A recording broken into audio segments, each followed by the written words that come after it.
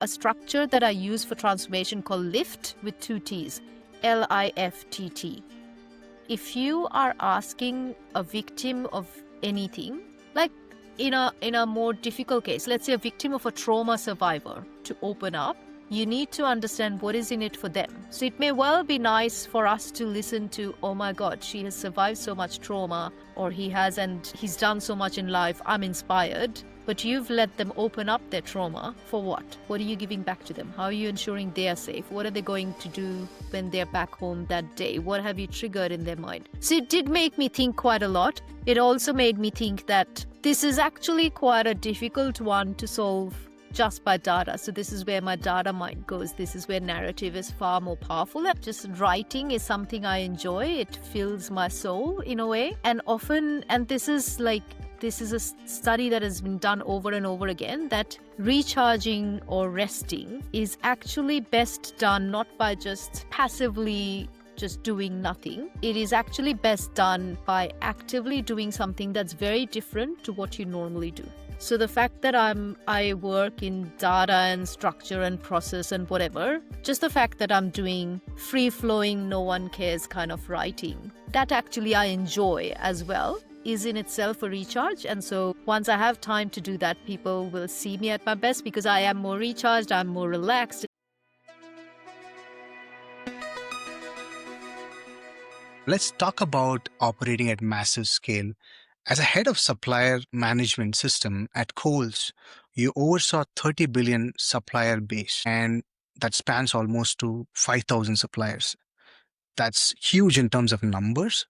How do you even begin to bring structure and alignment to that number of individuals? I'm very curious to learning that aspect. The liquor division sales is around $3 to $3.5 billion. The supermarkets altogether sales, the group sales is like $45 billion. So the rest of it comes from this. It's 10 times as big, right? But I went to the CEO of supermarkets, and he's the one who had got me into Kohl's Liquor for the first place, and then he moved to Supers. And then I said, should I have a bigger role now? Should I move to this narrower role that is only supplier management? Because in liquor, I do supplier management, and I also do pricing and range and data and whatever not. And he's like, don't underestimate the complexity of talking to a supplier of batteries and the strawberry supplier and the milk supplier in the same day. It is complex. And so based on his guidance, I did take the role. And thank goodness I did. I joined the role in July 2020.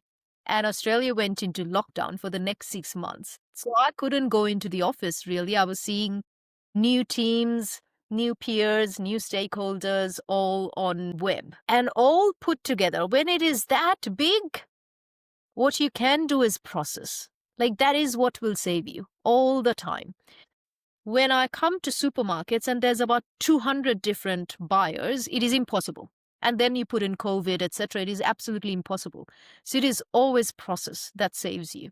And this is the time from where I currently have, and it's on my LinkedIn as well, a structure that I use for transformation called LIFTT with 2 T's, LIFTT, which is you always have to listen first to people to really understand the context, the hidden assumptions, and what I call human middleware, because you don't know how systems are not connected and humans are connecting it together. You have to listen first.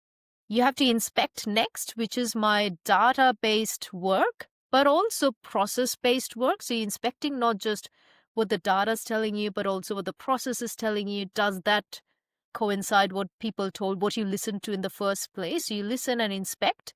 Then you frame. And it is super important to frame the problem, frame the focus areas, because otherwise everything will be a priority. So you frame what you're focusing on. After that, only then you transform. So when you say, how do you even get started? Unless you've done LIF, you can't do the transforming and the T. You can't just go, they said that I need to get $200 million of benefits a year.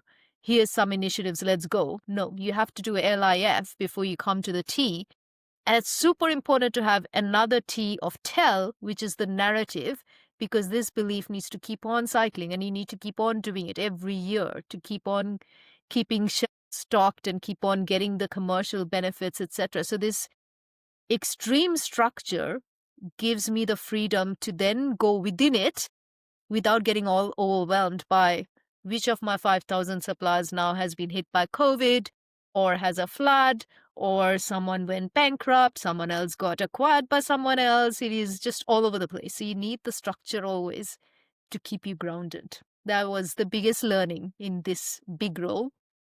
Yeah, I really like the lift framework. Listen, inspect, frame, transform, and tell. Wow, I was able to remember that. That was easy. It's great. Great that you put an acronym to it and something that anybody can take and probably like employ Yeah. in their Yeah, yeah. current situation. I have a free ebook on it as well, which is on my LinkedIn. So anyone can look up my LinkedIn and just download that. And I've put in like how do you do it? Why is it important? What's the risk if you don't do it, etc. So hopefully that'll help people as well. But I use it myself always now. Because all my problems are very big now, so I keep myself structured. Got it.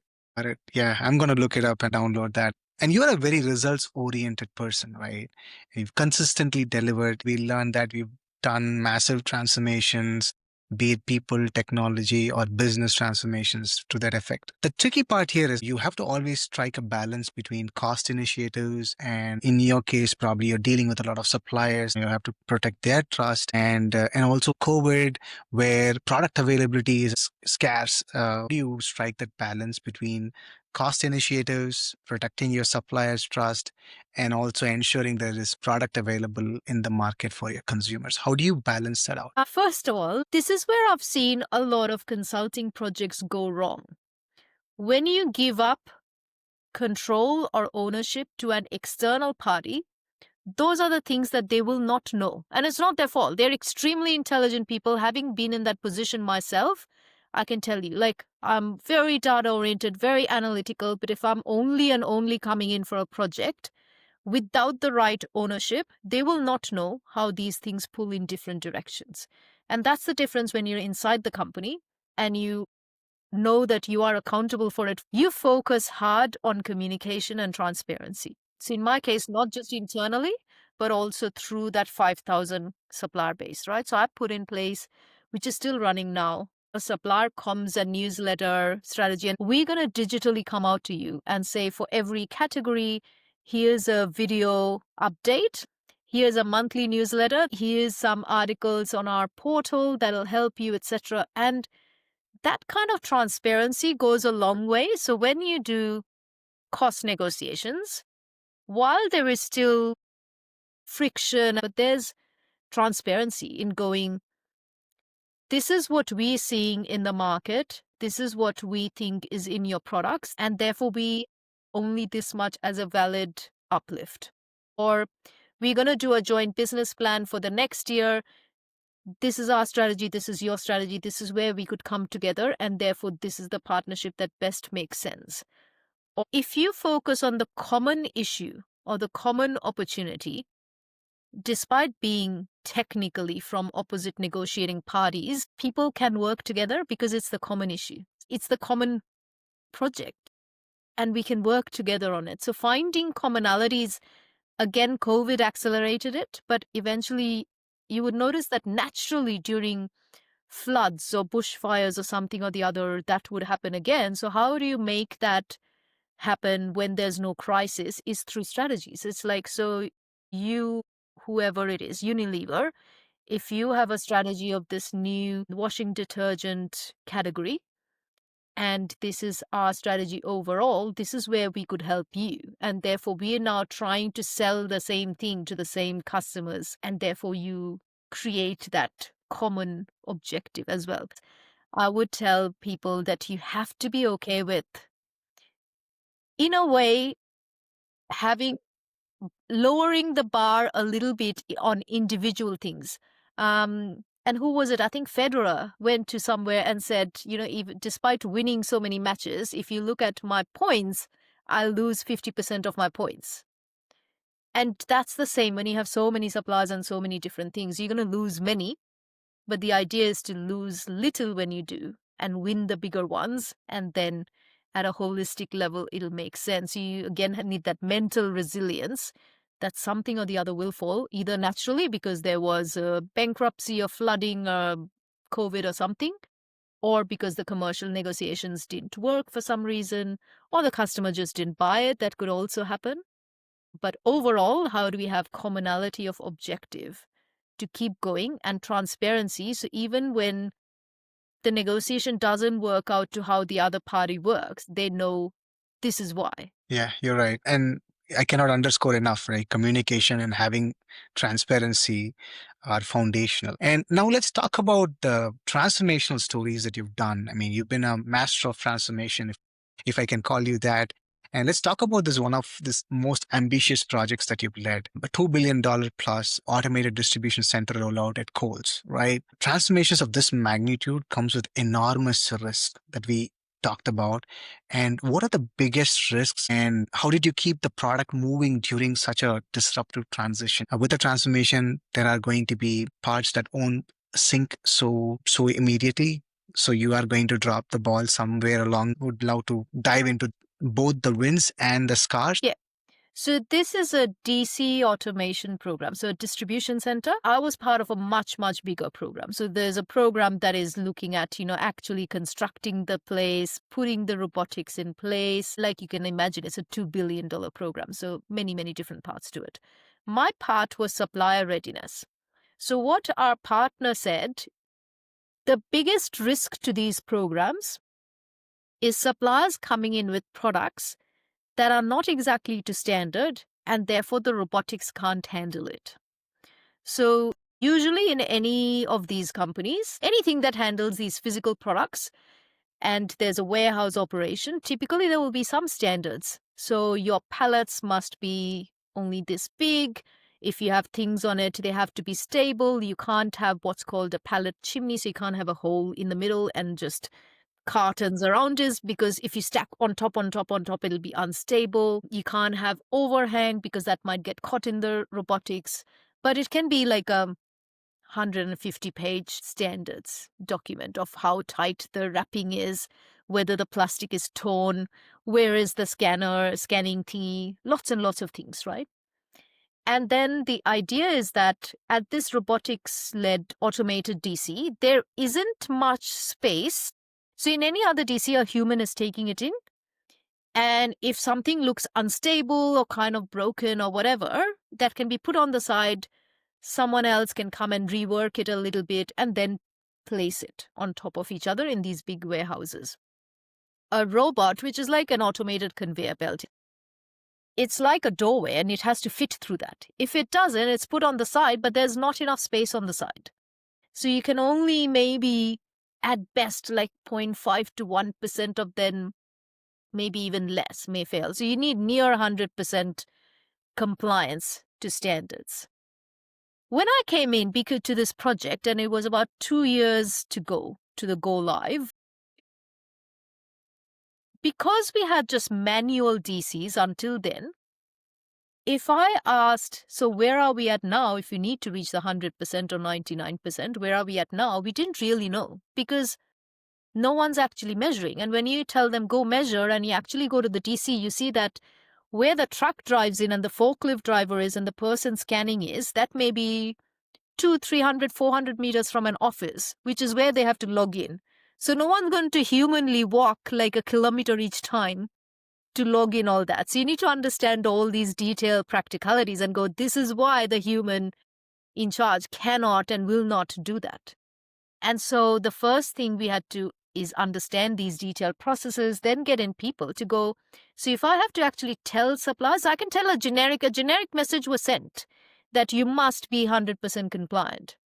And then the leader at the supplier side is going, yeah, I think I am, because no one's ever complained in decades.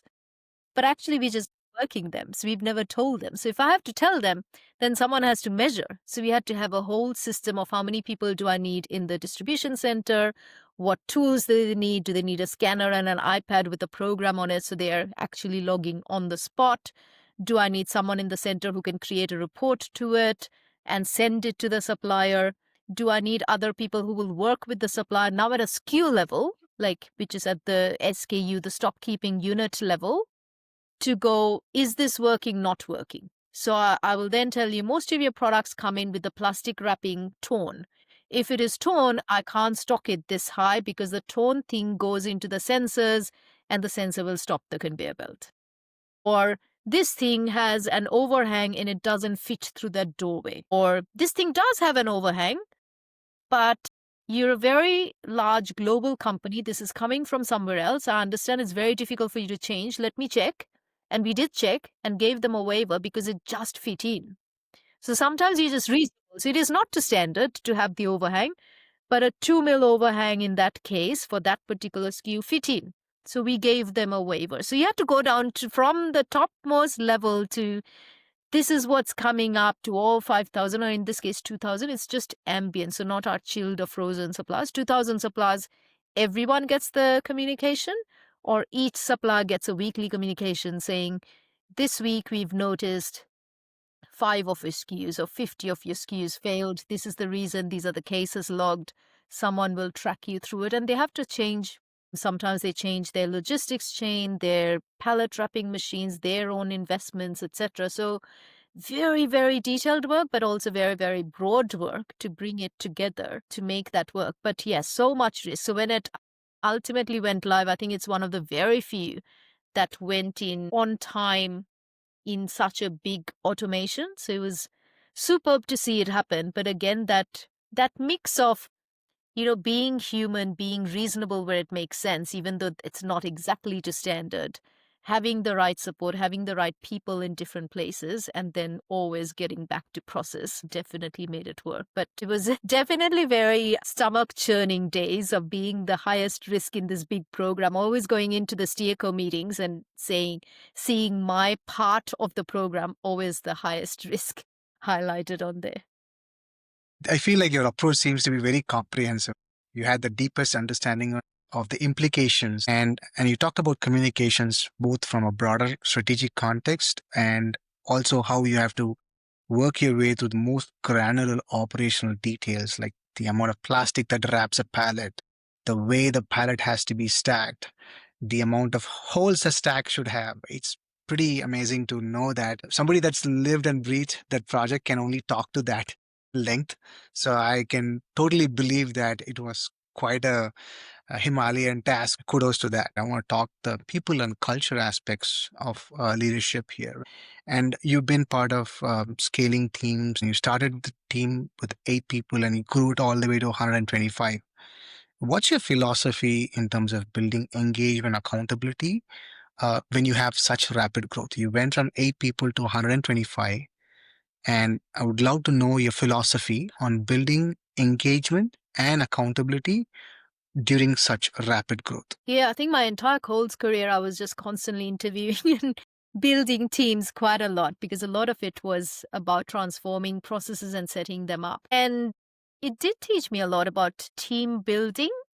So, team building in the sense of like mobilizing new teams, as well as keeping that engagement and accountability, like you said, live through a period of time, even as people may move, etc. And it all for me starts with the vision and the why. Like for every single person, whether they're new today or kind of with me from the start or maybe in the team from before I came in as well, for us to constantly be aligned on the why. Because over time, especially in large teams, it is impossible for me to be part of every decision. So to empower people to make decisions themselves, they need to understand why. Why is it that we are chasing profit or volume or revenue or a process or whatever? Like, what is it? Not that, or she said that this needs to be done. It's more like, why does this need to be done? So it starts from the why and the vision, and then very, very clear KPIs. So given that why and the vision we want to accomplish, what do we need to get done in terms of both outputs and the outcomes that we need to achieve, and who owns which ones of that? So I'm also very big on setting these kinds of KPIs or goals from the ground up. So the vision or the why typically will come top down. So that's, we are part of an organization. And back when I did corporate strategy in CUB, I was very big on, look, my team sets that with the help of the CEO and the executives. And that is what the entire organization needs to do. So in teams, I'm very big on the vision comes from the organization.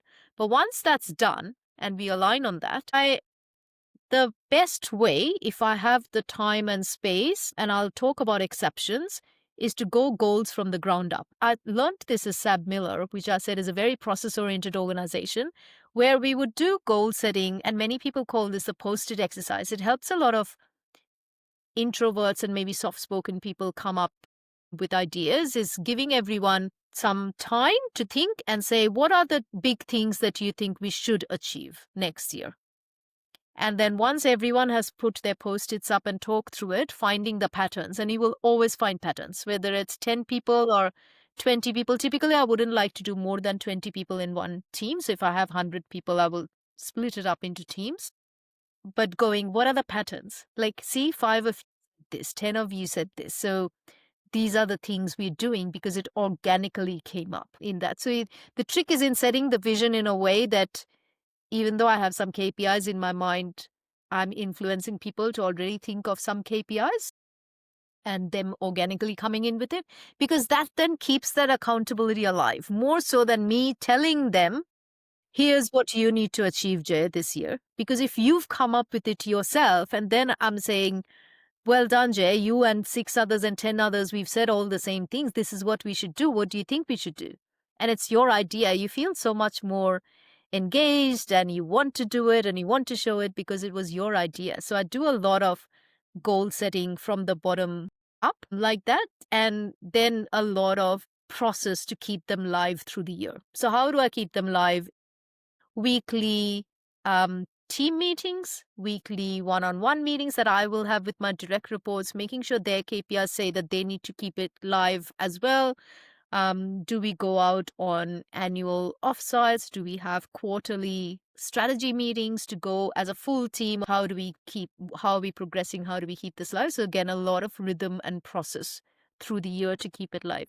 Now, the only time this varies is when there's a crisis and things need to be turned around immediately. So sometimes we have to pivot, and that's when instead of doing, so I like doing this kind of consensus building from the ground up exercise, and that's the best. But of course, sometimes it just needs to be done right then. And we go, drop everything, let's do this. This is what our directive is right now. But otherwise, I love building that consensus from the bottom up to have people really engaged, really accountable, and all my other things that we were talking about of transparency, etc., really keeps the engagement live. So I'm very high on transparency. So unless the company has specifically told me to keep something confident, I am very big on, through my weekly meetings, weekly emails, maybe video updates. I'm constantly updating the team on what I've learned through leadership meetings, through other places, even other things I've read. I'm just constantly telling them. Yeah, I kind of like one aspect that you touched on, right? Obviously, the vision comes from top, the goals come from bottom up. That's a very interesting take. And the second thing that kind of resonated with me was also how do you keep these goals alive? Like, in your day to day setting, like how do you reinforce this to the team that it becomes a DNA of operations, right? So that part where you talked about having regular check ins, one on ones, team meetings, offsites, drilling that vision plus the goal into everyone's day to day is very key. Looking at your experience, I came to know that you're a trained adaptive leadership expert. And how did that framework shape the way you navigated the cultural reset and also the inclusion goals? That's an interesting aspect of your leadership. So would love to learn a little bit more on that side. Yes, obviously, given my own background as a migrant and maybe a culturally diverse person in the country that I live in, I have a personal interest in this. And I have always written a lot about this on LinkedIn, etc. And that is actually how the Coles, it's called the Diversity Council, reached out to me and said, would you like to be part of a new cultural steerco within that framework? So we have different groups that are looking at gender diversity, LGBTIQ diversity in the context of Australia, also First Nations and Aboriginal people of Aboriginal background, diversity in those areas, etc. And so I was part of the first cultural diversity steerco, and that is what gave me the opportunity to go and do this course with a fabulous person called Div Pillai, who runs this kind of thing in Australia, and get this adaptive leadership expertise credential. It is very thought provoking, and I wouldn't say that my job there was done by the time I left. It is quite complicated. So what came out of that is that when you do something like, say, gender diversity, it is an easier measure. It is not easy to change, but it is easier to measure how much gender diversity you have. It is easier relatively to measure how many First Nations or people of Aboriginal descent you have, because people will identify as that and you can put it in a form that I am yes or no of that background, or LGBTIQ, I'm yes or no, I identify as one of them, or an ally.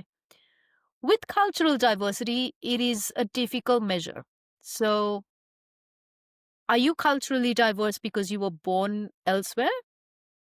Or what if I'm born to Indian parents and Indian grandparents who've been here for 4 generations? Is that culturally diverse? What if I am from an English speaking nation, let's say Britain, which many, many Australians are?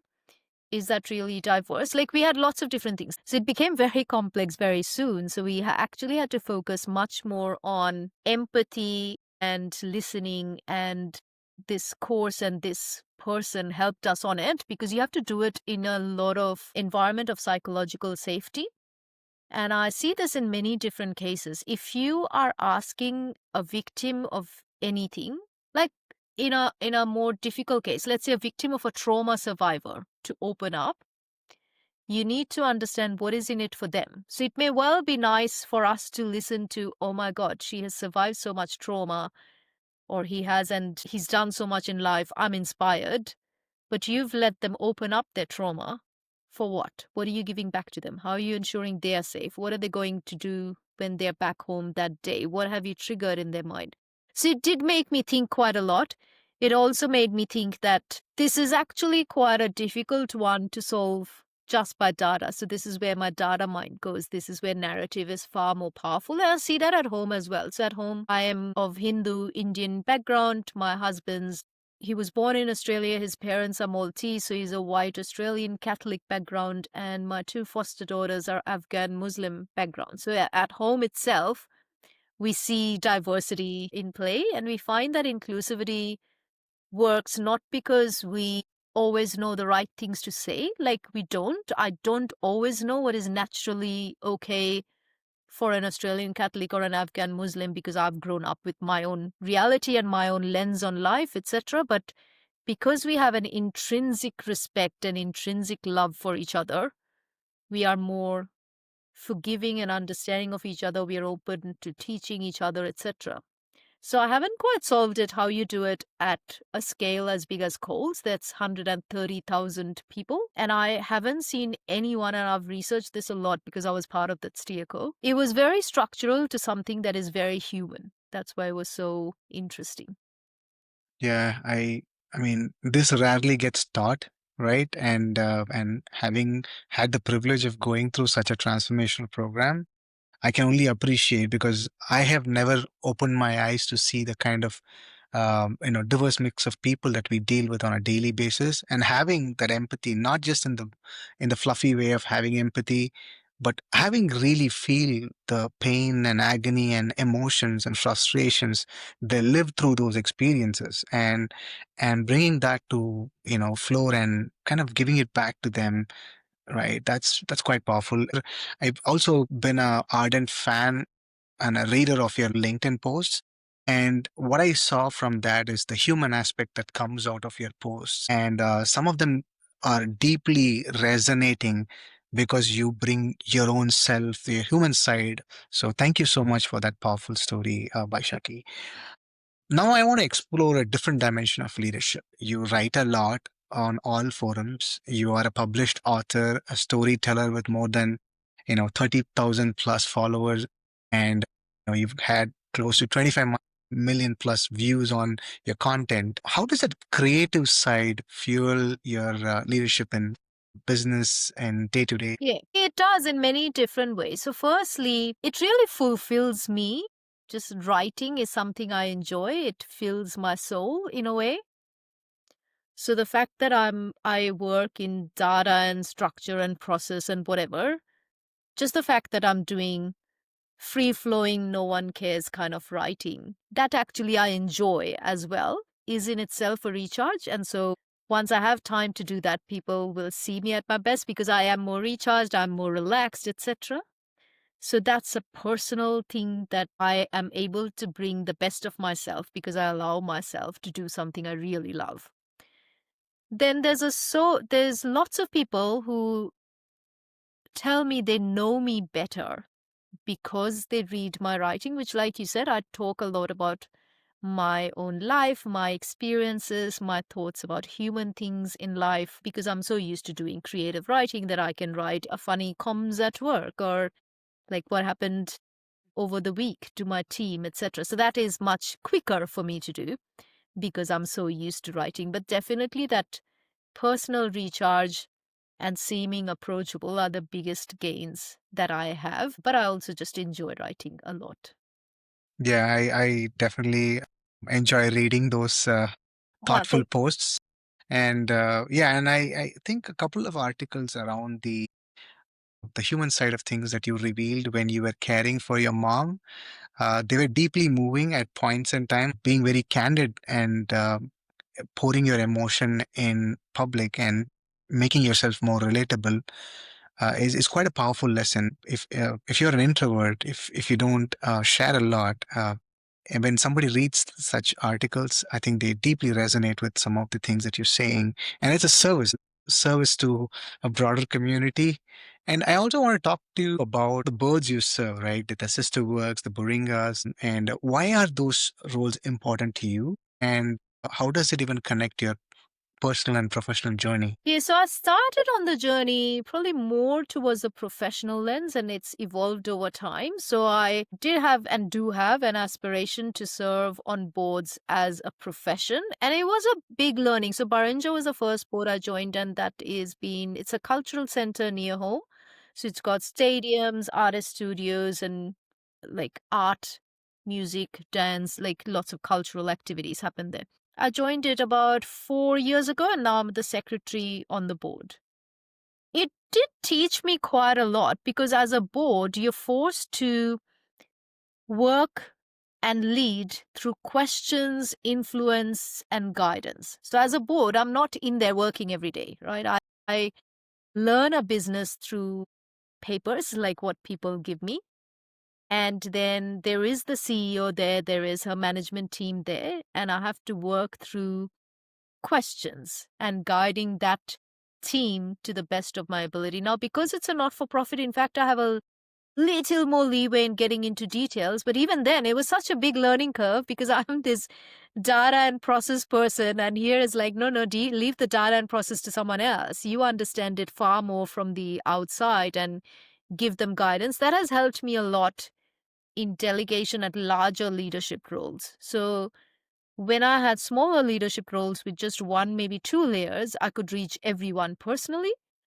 But now with larger leadership roles where I have three, four layers, and then also vendors who don't report to me, maybe other teams that are on the project don't report to me, etc.